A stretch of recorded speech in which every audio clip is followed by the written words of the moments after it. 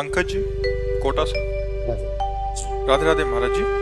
महाराज जी, लोग तीर्थ स्थान पर तीर्थ याटन करते हैं, जबकि भगवान सभी जगह हैं, कन कन में हैं, तो धार्मिक स्थलों पर जाना चाहिए या नहीं महाराज जी? मेहंदी में लालिमा होती है ना, पर मेहंदी के पूरे पेड़ को चीर डालो, कहीं लालिमा दिखा दो तो तुम्हें नहीं ना। उसकी एक प्रक्रिया है ना। उसके पत्ते तोड़िए, उसको बांटिए, बांट के लगाइए, आधा घंटा लगा रहने दीजिए, फिर धो दीजिए। दूध में घी है, पूड़ी पका सकते हो, लेकिन घी है उसी में। उसकी एक प्रक्रिया है। उसको दही बनाओ, मंथन करो, मक्खन निकालो, फिर उसको तप्त करो, तब वो घी बन जाएगा। समझ रहे ना? ऐसे परमात्मा सर्वत्र है। चीर पाट डालो किसी को कहीं भी अगर मिल जाए तो बताओ।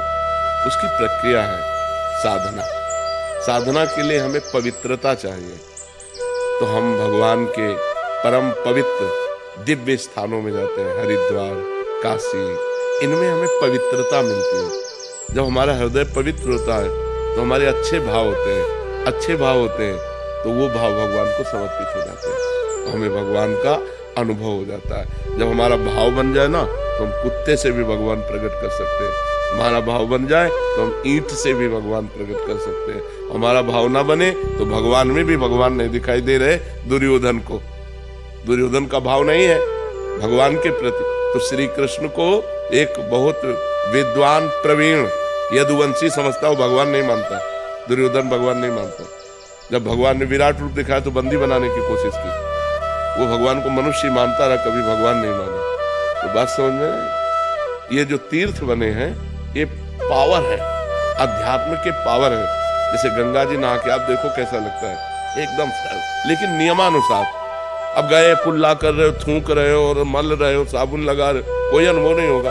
गए साष्टांग दंडवत किए, माथा में जल रखा और गए चुपचाप 5, 7, 11 डुबकी लगाई, एकदम बाहर हो गए।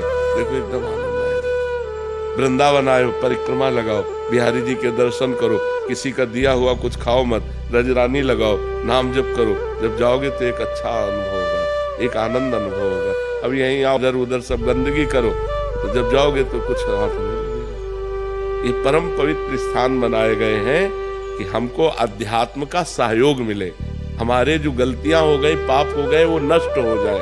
भगवान सर्वत्र है, पर जैसे दूध में सर्वत्र घी है, दूध से काम नहीं चल सकता, उसका प्रक्रिया। तो ऐसे प्रक्रिया का मतलब साधना। तो साधना का प्रारंभ करने के लिए हमें जो पवित्रता चाहिए, वो गंगा है, काशी है, जो बड़े बड़े तीर्थ है, इनमें इसीलिए जाया जाता है कि हम गृहस्थ हैं, हमसे कोई ना कोई पाप बन जाते हैं। तो इन तीर्थों में जाने से हमारे पाप नष्ट होते हैं, हमारे पुण्य बनते हैं, हमारा हृदय पवित्र होता है। अवश्य जाना चाहिए, पर जिस पद्धति से रहना, उसी पद्धति से रहना। हर तीर्थ में एक दिन उपवास करना चाहिए। अगर 3 दिन वास करे तो एक दिन उपवास करना चाहिए, दूसरे दिन फलाहार करना चाहिए, तीसरे दिन अन्नाहार करना चाहिए। एक दिन तो प्योर पूरा ऐसे जल पे रहना चाहिए, या ऐसे कष्ट सहना चाहिए तीर्थों में जाकर। दिन उपवास करो, वृंदावन की परिक्रमा करो, बिहारी जी के दर्शन करो, यमुना स्नान करो, यमुना जी के पास बैठकर नाम कीर्तन करो, नाम जप करो, ये कमाओ। जो तीर्थ स्थानों में परम पवित्र भाव कमाए जाते हैं वो एक, लेकिन बड़ा विचित्र है। यमुना किनारे भी बैठकर गंदी बात करेंगे, यमुना किनारे भी बैठकर गंदी क्रियाएं करेंगे, इधर उधर सब गंदी बातें करेंगे, तो धाम का फिर लाभ कहाँ मिल पाएगा? तो समझ पाते हो, जरूर जाना चाहिए। तो महाराज जी, जैसे इतने बड़े बड़े तीर्थ स्थल है, कभी कभी वहाँ पर अनहोनी हो जाती है, इंसान भगवान को पाने जा रहा है। आप हमारी बात सुनो। अनंत जन्मों से भटका हुआ जीव, शरीर तो छूटना ही है, राइट टाइम है शरीर का। और अगर वो हरिद्वार में शरीर छोड़ता है, वो वृंदावन में शरीर छोड़ता है, काशी में छोड़ता है, तो उसे भगवान की प्राप्ति हो जाएगी। कितना बढ़िया लाभ मिला। शरीर तो छूटना ही था, लेकिन शरीर ऐसी जगह छूटा कि भगवान की प्राप्ति हो गई। तो इसमें लाभ हुई कि हानि हुई? हमें नेगेटिव नहीं सोचना, हमें पॉजिटिव सोचना है। काशी है, वृंदावन धाम है, हरिद्वार है, गंगा का तट है, यमुना का तट है, इनके किनारे प्राण निकलते हैं तो जीव की उत्तम गति होती है।